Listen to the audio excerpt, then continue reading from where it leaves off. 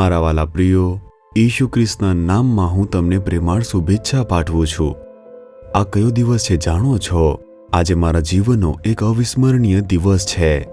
શું તમારો જન્મદિવસ છે એમ પૂછો છો? ખરેખર મારો જન્મદિવસ છે. એટલે કે જે દિવસે મારો નવો જન્મ થયો હતો, જે દિવસે હું બચી ગયો હતો, 18મા માર્ચે ઈસુ મને મળ્યા હતા. આ તે દિવસ છે જ્યારે મેં મારા પાપોથી પસ્તાવો કર્યો હતો અને મેં ઉદ્ધારનો અનુભવ મારા જીવનમાં કર્યો હતો. તે 1972નું વર્ષ હતું. તમે જાણો છો, જ્યારે હું મારી બીમારીના બિછાના પર હતો ત્યારે ઈશુએ મને સાજો કર્યો.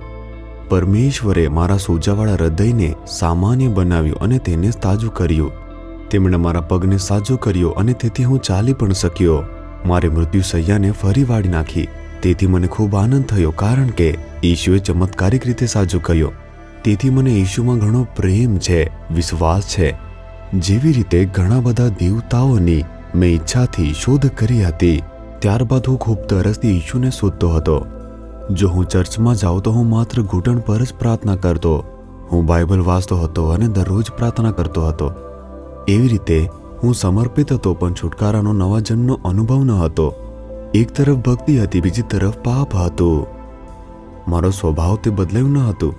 પ્રભુમાં ભક્તિ હતી, તેમાં પ્રેમ હતું અને વિશ્વાસ પણ હતું, મહાન હતું.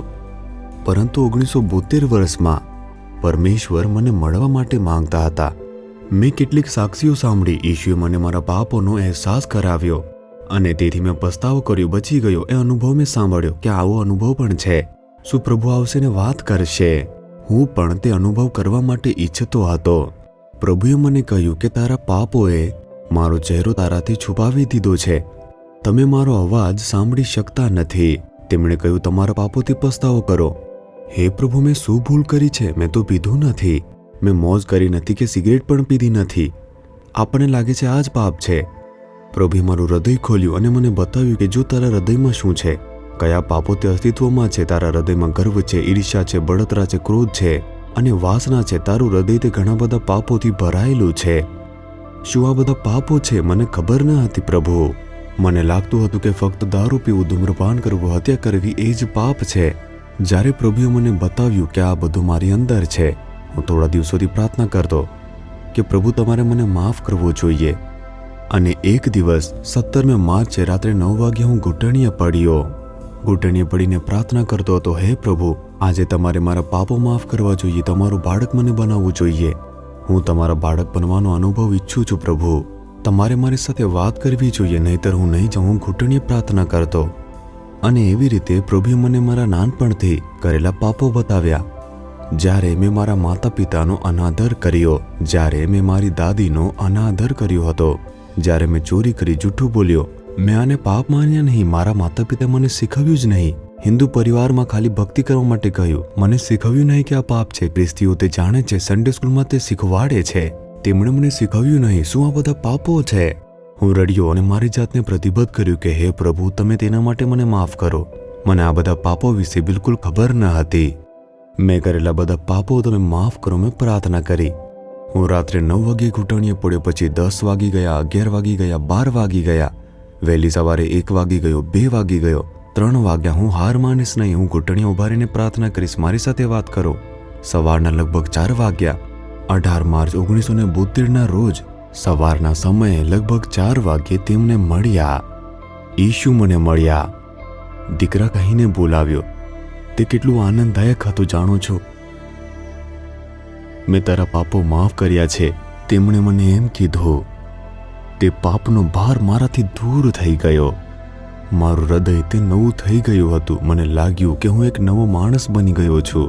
એ નવો અનુભવ હતો. ઈશુએ મને માફ કરી દીધો હતો. તે મને પુત્ર તરીકે બોલાવી રહ્યા હતા. મેં આનંદના આંસુ સાથે પ્રભુની સ્તુતિ કરી. તે મારા જીવનનો અવિસ્મરણીય દિવસ છે અને તે દિવસથી મારું જીવન, મારો સ્વભાવ, ચારિત્ર્ય તે બદલાઈ ગયું. પ્રભુએ મને એક નવું હૃદય આપી દીધું હતું. મને ખબર નથી કે કયા દિવસે હું સાજો થયો, પરંતુ જે દિવસ હું બચી ગયો તે અવિસ્મરણીય હતો. અને તે દિવસે મને પ્રભુની કૃપા જે મળી હતી તે યાદ છે. તે દરમિયાન તેમણે મને રક્ષણ આપ્યું અને માર્ગદર્શન આપ્યું. હા મારા વાલા પ્રિયો, પ્રભુ આજે તમને જોઈને એક વચન કહે છે.